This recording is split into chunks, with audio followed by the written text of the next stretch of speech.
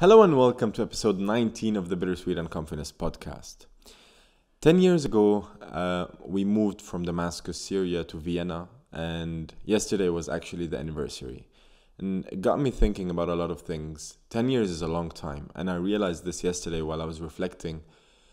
What is possible in 10 years is incredible. It's a whole decade, and we evolve into entirely different human beings in just 10 years. So I wrote down the 10 most important things, or 10 of the most important things I learned over the past 10 years, and I want to share these things with you today on this episode. Just a friendly reminder before I start this episode, I am not a guru and I am not your psychologist or whatever. I'm a friend who's sharing his experience and his opinions. So if you don't agree with what I'm saying, I'm up for any discussions. I would love to talk. I would love to chat. And this was very important for me to say because I don't want to sound preachy. I'm just a person sharing whatever I feel like sharing with you guys. So before we start, as usual, I'm Joe, and I hope you're not comfortable. But if you are, then let's get uncomfortable together.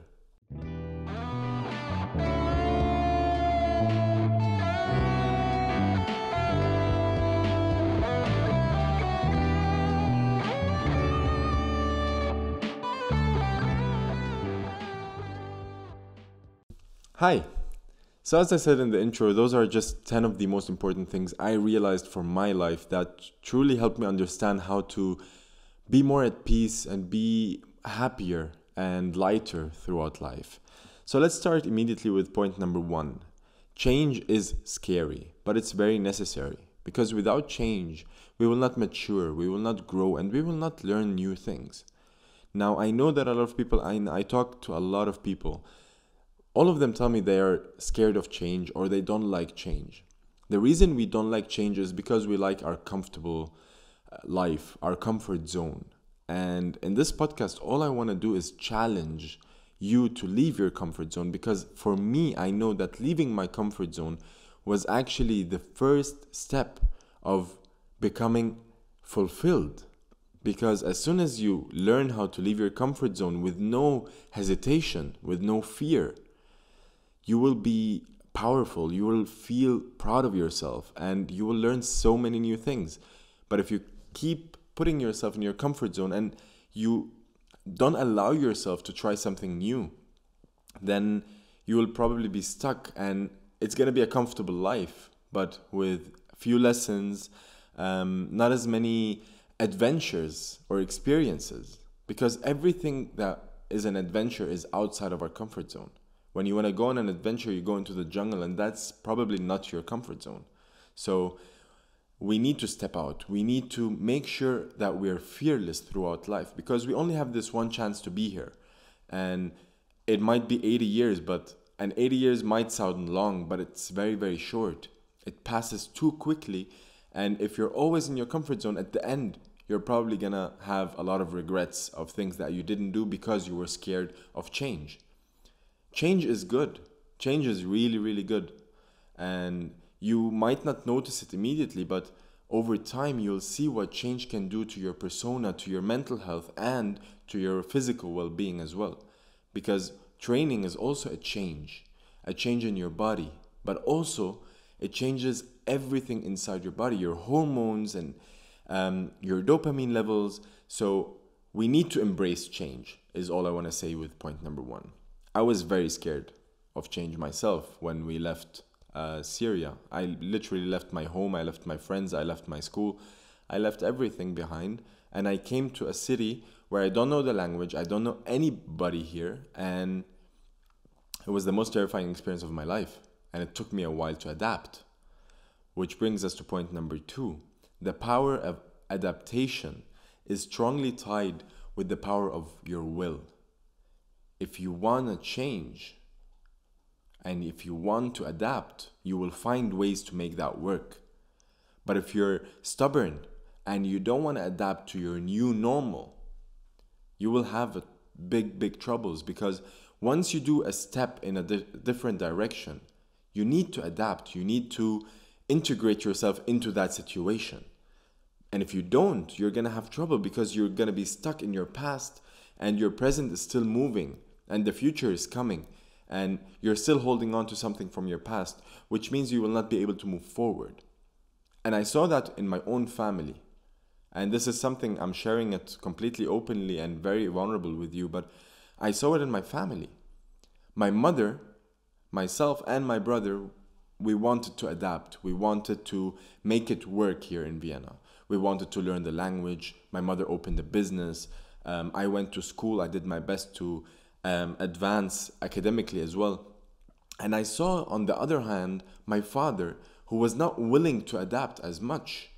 He kept holding on to his old life, to the things that he knows how to do. He didn't want to learn to do new things. And this brought him to a point where he couldn't take it anymore. And obviously it comes to a clash within the family because my mother was so focused on adapting and making it work, and my father was so focused on what he has lost instead of what he has gained, that they clashed and therefore they got a divorce. And my father went back to his old life, which is in Syria. So he went back and he's living his old life again because he didn't have the will to actually make this work here or to adapt here. It's painful, but once you are in a situation, you must try to make the best out of it. You mustn't run away from it. You should embrace it. You should face it. And this is something that, when reflecting now, I remember how much hard work I put in the first 6 months or the first year to actually feel comfortable enough here and make this place my home. It took me a long time. It took a lot of tears, blood and sweat, but mostly tears. I was crying my eyes out because I really wanted to make it work, but I didn't know how. But by wanting to change, by wanting to become better, you will find ways. So the first step is to want it, to really, really want it. And everything else will come along the way. We shouldn't think about the end goal the whole time. Just want what you want and your doors will start opening and you will start going through them and learning so much. So this is point number 2. Point number 3 is everyone deals with life differently. So don't expect anyone to be like you. Which is also very agreeable to the story I just told you about my family. They adapted differently and they saw life differently and they approached the whole topic of us moving completely differently. And because they both expected of the other to be like them, they weren't able to make it work. And by expecting something of someone, that's when you set yourself up for heartbreak and for disappointment, because you live your life, and as good as you know anyone, they're living their life as well. And you have 2 different sets of values, of beliefs, and motivations. So you cannot expect that someone will be exactly like you in certain situations, because that is actually selfish. That's not good, because it is good that we deal with stuff differently, because otherwise we wouldn't be able to learn from other people. I deal with breakups differently than other people, but I learn from the way they deal with their breakups, something new for the way I deal with breakups. So we shouldn't be judgy if someone deals with a situation differently than we would want them to, because it's their life, it's their choices, and they're allowed to make it. They're allowed to deal with anything the way they want to, and which is the reason why I'm not mad at my father. I completely understand him, because that's the way he wanted life, and you cannot discriminate him because of that. You cannot blame him because he wanted something else. At the end of the day, we all want different things, and that's totally fine. Otherwise, it would be very boring if everyone wanted the same, and it would be probably impossible to make that happen. So accept that people will be different, accept that people will think differently, and accept that people will deal with stuff differently than you. Don't judge them for that. Point number 4, people come and go. Don't hold on to people who are willing and want to move on without you. I experienced this with my first breakup very much. She wanted to go, I didn't understand why, and I was holding on to the relationship. I was holding on to keeping her in my life. But that doesn't work this way. If a person decides to leave your life, they have their reasons. Whether you understand them or not doesn't matter. If they want to go, just let them go. Because if you want to go, you would want the person to let you go as well. And by constantly holding on to someone who's not in your life anymore, and this person is probably moving on while you're sitting here and holding on, you keep dwelling. Which brings us to point number 5. Dwelling on the past stops you from actually progressing, from moving forward. You should just leave it behind and look ahead, because whatever happened for a reason. And if you want to know what that reason is, you cannot keep looking back. You need to look forward, because the reason will show itself at some point in your life. But if you keep holding on and looking back, you will not know something new that you didn't know before. Because all you're doing is looking at memories, looking and trying to make sense of things. But you can't. It doesn't work this way. If a person moves on, they move on. If something bad happens to you in the past, it happened. And until you figure out why, stop looking back. Once you figure out why, you will find yourself looking back with a complete different understanding. You will look back, see the whole situation, and totally make sense of it. But if you're moving forward, but the whole time just looking back, you're just seeing the same shit that you were seeing before. You cannot see something new. It doesn't work this way. It's the same situation, it's the same person. The lesson for you is ahead of you. So keep moving forward and keep looking ahead. Point number 6, anxiety stems from a lack of self-confidence. And this is very important, because so many people have anxiety nowadays. And I have my own kind of anxiety, or I had my own kind of anxiety. Anxiety is not a joke. It's a very harmful thing. It hurts to be anxious, because nobody wants anxiety. Nobody wants to be socially anxious or be fearful. But we are anxious because we don't believe in ourselves enough. We're not proud of ourselves enough. We believe that we are inadequate for other people, or we're not presentable. But that's not the case. If you want to get rid of anxiety, you should start by taking care of yourself, by doing things that make you feel happy and proud of yourself. Which means, for instance, going to training. If you know that your anxiety has something to do with the way you look, it's something you can change. You can go to training, you can go on a diet, you can bulk up. You have solutions. Anxiety is not something that can only be treated by psychologists. Anxiety is something that happens within you, and you know the reasons, but you never look deep enough to actually figure them out. Look deep enough into why you might have this anxiety coming and going. What are the things that every time you think about, or you see, or you encounter, or they trigger this anxiety, what happens in you? What are the thoughts that trigger it? And according to your results and your findings, you can adjust your strategy. You can work on being less anxious in such situations. For example, I had a time where I was anxious socially. I couldn't speak to strangers. And I asked myself why I always had this. And it had actually nothing to do with me. It had everything to do with them. Because in my head, what I was thinking about is, will they like me? Will they be disturbed if I talk to them? Will they be pissed off? Will I get an angry rejection or whatever? But this was all in my head. And I thought it's because of them, but it's actually because of me. I set so many expectations. I believed that I'm not worthy of talking to people at some point.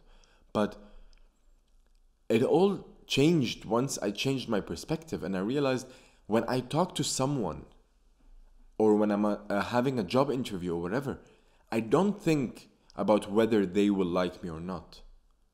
What I think about is, I hope I like this conversation, or I hope I click with this person on any level. It doesn't matter. But with this intention, I'm going in being completely myself. And anxiety comes because you don't know which facet you want to put on, which mask you want to put on to be able to seem confident. And this drives you into more anxiety.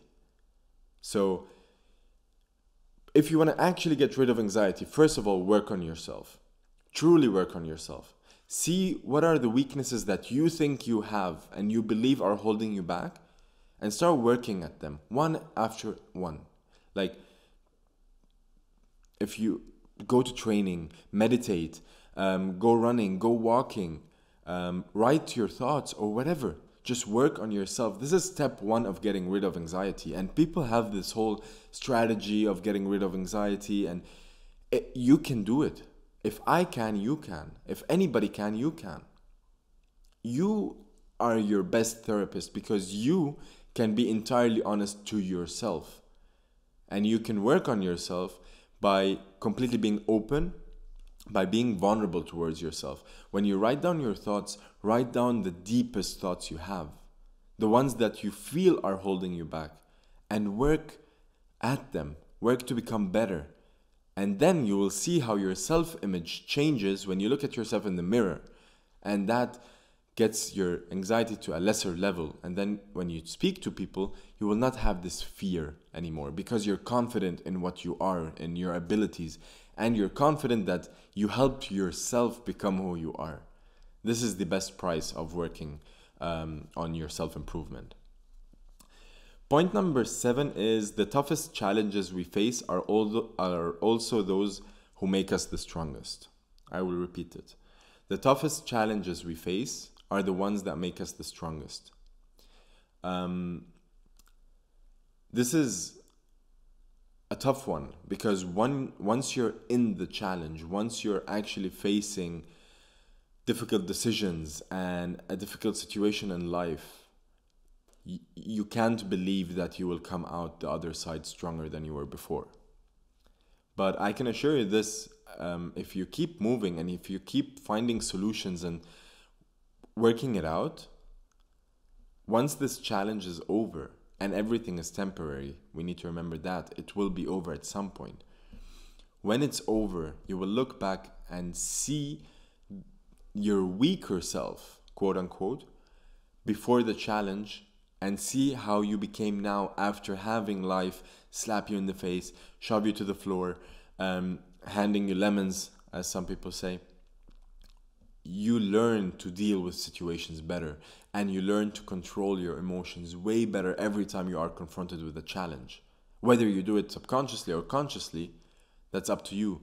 But I definitely recommend, and I definitely realize that working consciously on problems solves them way quicker and brings with it way better lessons than letting your subconscious work and learn new things. So when you find yourself in a situation of a very, very tough challenge, remember that it's teaching you patience, it's teaching you to become a better strategist, teaching you to think outside the box. So once you actually start seeing what can I learn from this challenge while you're going through it, and you understand why this challenge is in your life right now, you will find ways out of it way quicker, and probably also they will last way longer. The lessons and the benefits you get out of it will be with you your whole life, because when you're confronted with the same challenge again later in your life, you will solve it easily. It's like having a puzzle that you already did once. You can do it again and again. With repetition, we become better and we become more effective, and we learn new strategies and new tricks. So very important to believe that the toughest challenges are the ones that are going to make us stronger. And we should, instead of run away and try to hide away from them, we should embrace them. We should face them with the confidence that we will come out the other side stronger than we've ever been. When you have this in your mind the whole time, you will move differently. You will be more confident in your decisions. So don't lose hope. which brings us to point number 8. Hope is everything. Without hope, we can quickly lose motivation or purpose. Keep your hope alive. I remember there were times where I had hit rock bottom and I thought that life will not look good again. But then again, I never believed that because I always had hope that I will stand up again and I will make the things happen that I want in my life. And through this hope, I was always fueled, I was always energized and motivated to keep going. I know people who lost hope. And it's one of the ugliest things to see or to go through. Because when you lose hope, you go on from one day to the other with nothing going on inside you. No drive, no optimism. You start seeing everything as dark. You start hating everything because you feel like there's no reason to keep going.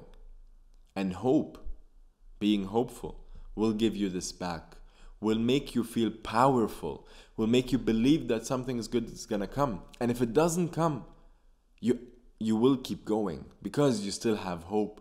So never kill the hope inside of you. Be hopeful. Every day remind yourself that you have hope that it's gonna work out, that you are gonna make it work out. This is the most important thing. I have hope that I will be able to achieve what I want. Point number 9, people's opinions of you don't reflect who you are, but rather they tell us so much about who they are and how they think. So when a person criticizes you, or judges you, or hates you, or tells you that you're not worthy, why are they judging you in the first place? It's because they have some emptiness inside of them that they need to fill by criticizing other people to feel superior. They want to feel like they're better than you in anything. But they're just filling in the gaps they have. That has nothing to do with you. They have insecurities that they reflect on you by judging you. For example, I see this a lot when people tell you that the comment section on your posts, for example, is a very scary place to go because there are a lot of people who are judging you and a lot of people who are hating and criticizing what you're doing. It's normal. There are always going to be people who will criticize instead of actually do something for their lives. You have to imagine this is a person that was on the internet, saw your post and thought about criticizing you. This person didn't have anything better to do at that time. Don't take it personal, especially if you don't know the person. If you know the person, I understand why sometimes it might sting. But even then, ask yourself whether it makes sense that what they're saying is true. Because if they criticize you with no reason, or if they criticize you to make you look bad, then they mostly want to look good themselves. Because a person who actually wants to tell you something and actually wants to give you criticism, but if the person likes you and if the person is fulfilled with themselves, they will give you constructive criticism.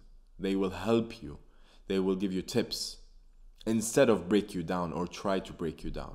So whenever you see a person talk bad about you or hate on you, that's totally fine. You should just ignore it because this person has issues to deal with. You can help them, but you don't need to. All you need to do is focus on yourself and not on the people who have time to just sit down and look at you and criticize you instead of doing the thing for their own life. Point number 10, everything in life is a choice. Everything in life is a choice. You choose to react, you choose to respond. You choose to be angry, you choose to be happy. You choose to be triggered by something somebody said or did to you or not. So everything you do is a chain of choices, of reactions. And a lot of people tell you like, I didn't want to be like this, but you made me do this. That's not true. That is not true. You chose to react to what I said the way you did. You could have chosen differently. You could have chosen to calm down and have a rational talk. But a lot of people who tell you that they have no choice, they were just triggered, Those are people who don't have their emotions under control. They don't know that they can have their emotions under control. Those are people who react out of fear. Fear is the one. When you react too quickly and you try to react offensively or too much defensively, then you have fear. And ask yourself why you have this fear. Why do you feel like you need to justify, you need to win an argument? Because at the end of the day, it doesn't matter. So by choosing to put your energy into fighting with someone or being triggered or being upset, being sad, being happy, you choose where to put your energy. And I wake up every day and I choose happiness and peace. Whatever comes my way on this day, I chose how I'm going to deal with things. If something bad happens, I'm fine.